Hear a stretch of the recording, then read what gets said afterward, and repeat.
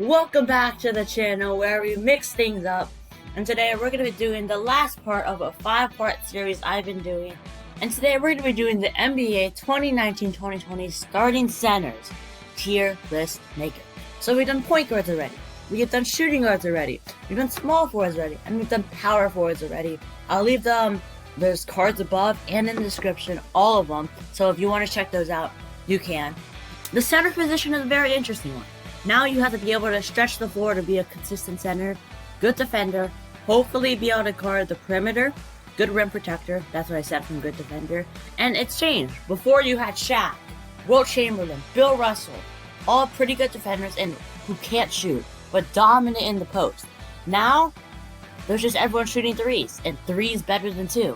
So now, centers have to be able to shoot threes. Now you got like the Brook Lopez's of the league, the Karl Anthony Towns, the best shooting big man probably will be of all center of all time. Maybe not yet. He's not past Dirk yet.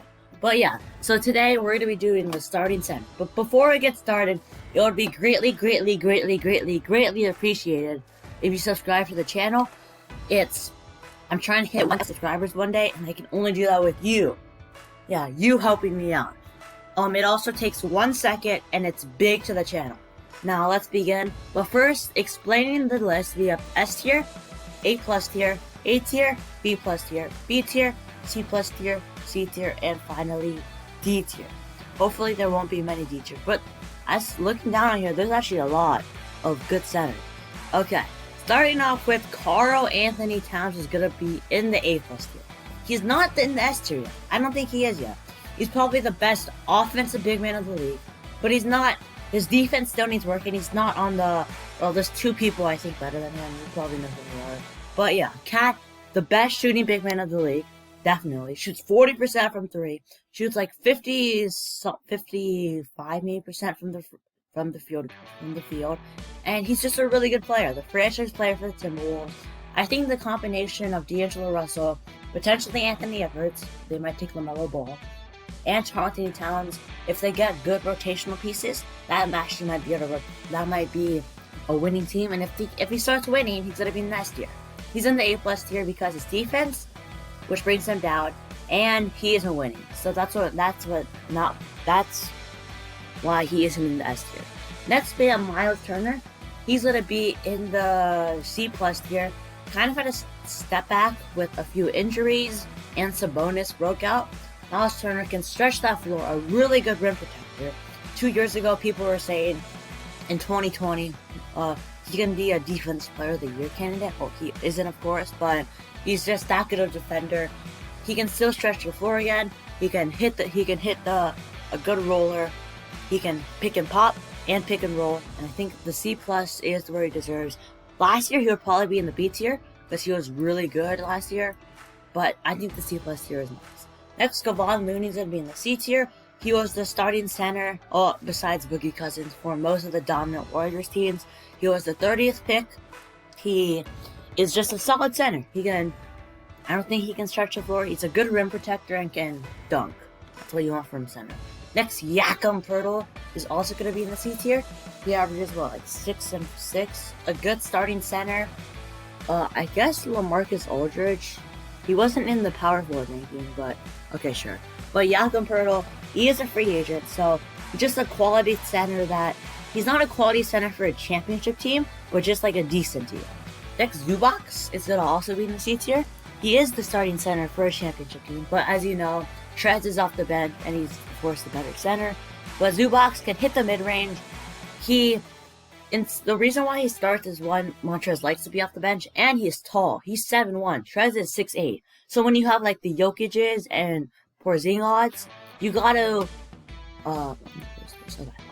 have some big centers, and that's what Zubac does. Next, Jared Allen's gonna be in the C plus tier.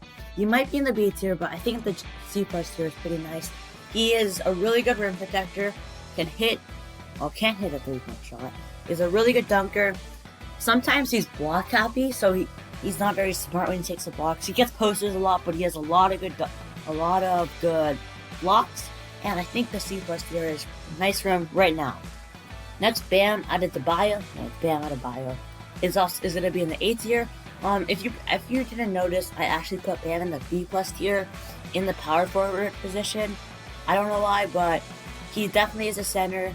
I think compared to power forwards, he's not on the level of like the Jason Tatums and Pascal Siakams. So I think the A tier is nice. He's an all-star, can shoot the mid-range, can guard all 5 positions, well, except the Damian Lillards and Steph Currys of the world. But he's just a really good player, all-star, probably gonna get a bag in 2021. Next, Thomas Bryant's gonna be in the C tier. Good center. I think Mo Wagner and Thomas Bryant's a decent center combination. I hope they get like an Onyeka Okongwu, a Devin Vassell, or an Isaac Okoro to fix their defense for the Wizards.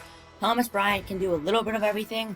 Not the best defender, but I think he's just a solid center like Jakob Poeltl, like Zubac, like Kavani. Next, Wendell Carter Jr. is going to be in the C plus tier. Yeah, the C plus tier is basically above average. And so, Wendell Carter is like, he's going to be like an Al Horford of it. He's going to put up like a double-double, 12 and maybe 10. He can sometimes hit the 3-point shot. Will be a leader in the locker room. His box score numbers will not show how good he is. And I think, but the C plus tier, I think he fits in about the same level as Miles Turner and Jared Allen. Next, Mitchell Robinson's also going to be in the C plus tier. Mitchell Robinson is a good rim protector. He has like the highest field goal percentage of all time, past Wilt Chamberlain. And he shoots like 70% or maybe higher from the field. He's just that he can throw a lot and one of the good assets for the Knicks. I don't know if the Knicks might try to trade Mitchell Robinson and the 8th pick for the 2nd pick to get LaMelo. That's an enticing deal for the Warriors, but I think the Knicks want to keep Mitchell Robinson. Next, DeAndre Ayton's going to be in the B tier. DeAndre Ayton was suspended 25 games, but the Suns were still winning. But the moment he came back, they started kind of bending back, but they cooled off. But in the bubble, he was dominant, kind of. His stats were a little bit down, but they were winning. They went 8-0. He can stretch the floor. He was shooting quite a bit of threes and was actually draining them. But DeAndre Ayton, I think, deserves in the B tier. Maybe in the future when he's in his prime, maybe even the S tier, A plus tier. I think the B tier for only his 2nd season is pretty good. Next, Marc Gasol is going to be in the C plus tier. Marc Gasol has kind of regressed since he's been on the Raptors. This is not prime Memphis Grizzlies Marc Gasol. But Marc Gasol is a good defender, like Wendell Carter, Mitchell Robinson, Jared Allen. His box score numbers don't show what he's actually doing. He's a really good defender. That doesn't show on the box score. Can guard the perimeter. He's kind of been really bad. He hasn't been good offensively for the Raptors in the playoffs, but that's where they have surged. But he's just there to play defense. He's just a veteran, but he's definitely regressed for Memphis Marc Gasol. Next, Brook Lopez is also going to be in the C plus tier. The C plus tier. I think last year he would have been in the B tier, but his 3-point shooting has been down a lot. But he's still an amazing rim protector because he's 7'1". His boards is probably maybe the worst rebounding center in the league. But like I've seen, he's a 7'1" center who averages 3 boards. Like, come on, Brook. But he can splash mountain, as I like to call him, can drain that shot. Like for the Nets, the all-time leading net scorer, he was just a back-to-the-basket person. A lot of people 3 years ago thought, oh, Brook Lopez is going to be probably one of the last back-to-the-basket centers. But he changed his game, probably anyone in the 2010s, and I think the C plus tier is where he deserves to be. Next, JaVale McGee is going to be in the C tier. He's kind of found that offseason, I must admit. Dwight Howard has been doing the exact same thing as him. He's kind of regressed from the last 2 seasons where he had his best year of his career for the Warriors and the first year on the Lakers. JaVale McGee is just going to be that traditional center that you want, rim protector, will get some blocks, will stomp the ball, maybe hit some hook shots. I like JaVale McGee's vlog, they're pretty nice. And I think the C tier is a pretty good spot for him. Next, Derek Favors will be at the C plus tier. I think Derek Favors is kind of underrated. He was injured for most of the season, and he came about the same time as Zion, and then they saw their offensive rating and defensive rating go up. A lot of people think it's because of Zion, but the defensive rating is actually because of Derek Favors. He's a really good rim protector. I don't think he can guard the perimeter, can kind of hit the 3-point shot. Oh, I don't think he can, never mind. But he's just that traditional center, gonna provide good defense. Next, Hassan Whiteside's also gonna be in the C+ tier.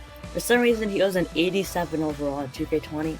I know 2K21 has him at like an 83, but that's too much. Of course, Hassan Whiteside will do good because he's on his contract year. He's gonna get the bag like he did last year. But Hassan Whiteside will get the blocks. He has been kind of shooting. He's been shooting threes and has been draining some of them. I saw him shoot a 3 against the Lakers one time and he actually made it. I would think Jusuf Nurkic is the starting center, and Jusuf Nurkic would be in the B tier. Since it is Hassan Whiteside, he will be in the C+ tier. Next, Enes Kanter will be also in the C tier. Enes Kanter is probably the worst defensive big man up in the league. That's a no question. But his offense and rebounding is elite.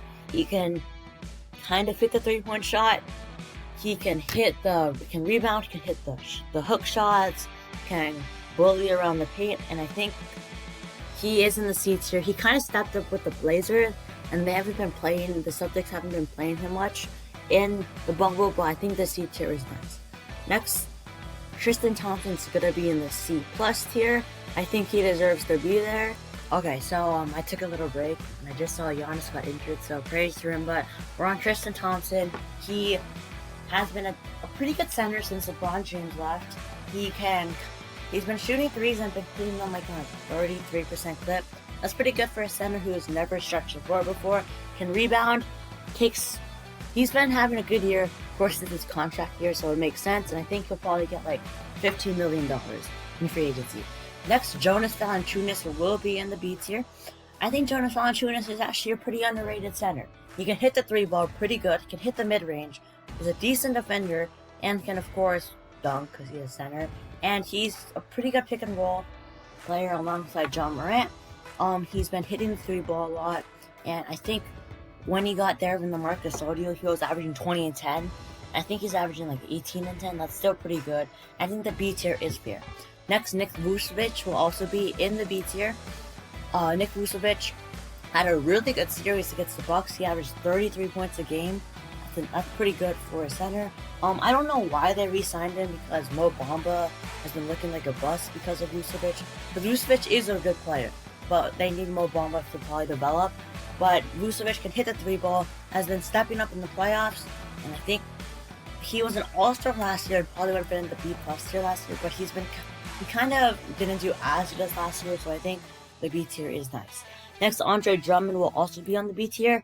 Andre Drummond was traded for a 2nd-round pick, and Brandon Knight. Okay, he doesn't have a lot of value, but he still has going to average 15 to 15. I remember someone saying like he was going to be like an MVP candidate. It might have been Lost and Unbound, so that makes sense. But Andre Drummond is probably the best rebounding big in the league right now. But he got traded for a 2nd-round pick, so he doesn't have much value. And the B tier is probably a good place to go. Next, Alex Len will be in the first D tier. Just a decent center, that's all I can say, but he's not like Z-Box and Enes Kanter level. Next, Cody Zeller will also be in the C tier.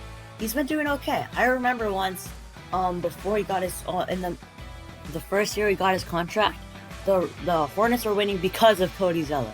Well, it was a short period of time, but they were winning because of Cody Zeller. Oh, of course they had Kemba, but he is a decent center. He kind of fit the 3 ball. I'm not sure, but he's an okay. Next, Dwayne Dedmon. Dwayne Dedmon can hit the 3 ball like some other people, and is an amazing rim protector, but he's still in the D tier. I've played with the Hawks before on just 2K, and he's been a really good rim protector. Can stretch the floor, kind of, an occasional 3, and I think. Oh, okay.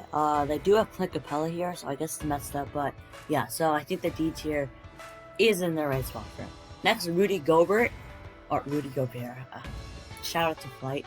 But Rudy Gobert, I'm just going to call him that, will also be in the A tier. Rudy is just probably, he was 3rd in Defensive Player of the Year, 2-time Defensive Player of the Year, All-Star. His offensive game still needs a little bit of work, but he's still averaging a career high, like 16 points a game. Of course, he got, and he's kind of been doing okay in the bubble. Sure, they blow a 3-1 lead, but he's been a positive player on the offensive side and the defensive side. So Rudy Gobert, I think in the A tier, is a nice level 4. Next, Steven Adams will be also in the B tier. He's just a nice center. He's gonna set hard screens. He's not gonna be able to shoot, but he will get some quality dunks. And I think the B tier is a pretty good spot for him. Next, Dwight Powell will be in the C tier. For some reason, last year he declined a $10 million deal. I think the Mavericks re-signed him to again like a $10 million deal, but that's still a lot of money. But for like someone like him, but I think he's in the C+ tier for his stretchability. He tore his Achilles, so that's not good. But I think the C tier is nice. Next, Joel Embiid will be in the first S tier. Joel Embiid is probably a top 2 center. He might be the best center. I think Jokic is the best center in the league. But Joel Embiid is probably the best back-to-the-back center. Can hit the 3 ball. They surely got swept by the Celtics, but the Celtics are a really good team. I'm high on the Raptors, and they're kind of, it's tied 2-2 now. But Joel Embiid, he can't carry his whole team when Tobias Harris is averaging like 6 points a game. Al Horford is averaging 6 points a game. And that's why they got swept. But Joel Embiid, he needs Ben Simmons. I think they might trade him because the Sixers are definitely built around Ben Simmons. Because they have Al Horford, who's a center, but Joel Embiid is, of course, their center. Tobias Harris is a good fit alongside Ben Simmons. A decent fit alongside Joel Embiid, but I think the S tier is a nice spot for him. Next, Clint Capella will also be in the B tier. Clint Capella, now let's remove this list because no one's going to be here. Okay, so Clint Capella was traded, of course, to the Hawks for Robert Covington, kind of. And he's going to be a good center for the Hawks. He will catch lobs, be a rim protector, block some shots, and just do what a traditional center is, like Steven Adams.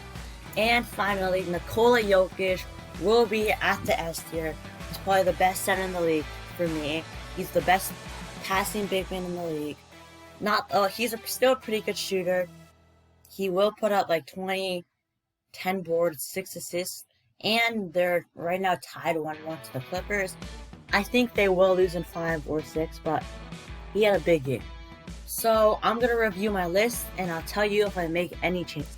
So I've made one change. I'm actually going to move JaVale McGee to the D tier. I'm sorry, JaVale. You're one of my favorite players, but he's just been having a really bad season. If it was Dwight Howard, it would probably be in the C+ tier, but last year he would have been in the C+ tier.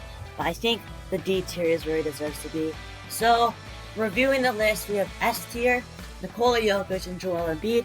A+ tier, Karl-Anthony Towns. A tier, Bam Adebayo and Rudy Gobert. B tier, DeAndre Ayton, Jonas Valanciunas, Nikola Vucevic, Andre Drummond, Steven Adams, Anthony Capella. Remember, this is not in any specific order. C+ tier, Miles Turner, Jared Allen, Wendell Carter Jr., Brooke Lopez, Mitchell Robinson, Marcus Gasol, Derek Favors, Hassan Whiteside, and Tristan Thompson. At the C tier, Kevon Looney, Jakob Poeltl, Thomas Bryant, Avisa Zubac, Enes Kanter, Cody Zeller, and Dwight Powell. And at the D tier, JaVale McGee, Alex Len, and Derek Favors. So so that's gonna be the end of the video. Subscribe and like the video because this is the last tier list. So if you like it, comment down below what other content you'd like to be, and I'll see you all next time.